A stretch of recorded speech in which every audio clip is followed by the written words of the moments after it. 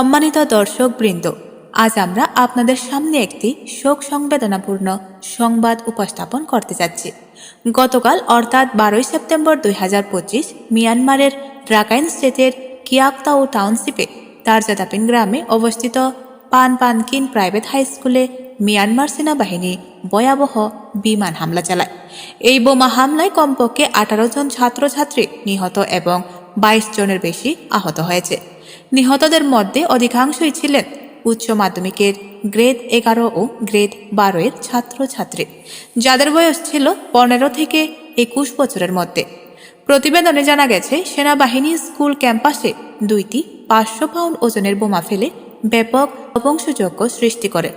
আক্রান্ত এলাকায় সক্রিয় আঞ্চলিক সশস্ত্র গোষ্ঠী আরাকান আর্মি এই হামলার দায় সেনা জান্তা সরকারের ওপর চাপিয়ে দিয়েছে।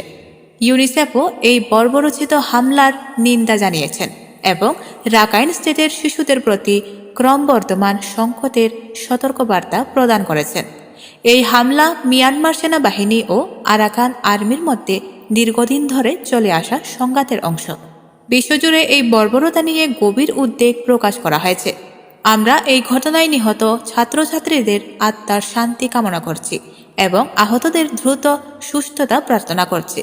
নির্বিচারের হতাহত সকলের প্রতি গভীর সমবেদনা। আজকের ব্রেকিং নিউজ এখানে। পরবর্তী নিউজের জন্য ফোগদাং নিউজের সাথে থাকুন। ধন্যবাদ।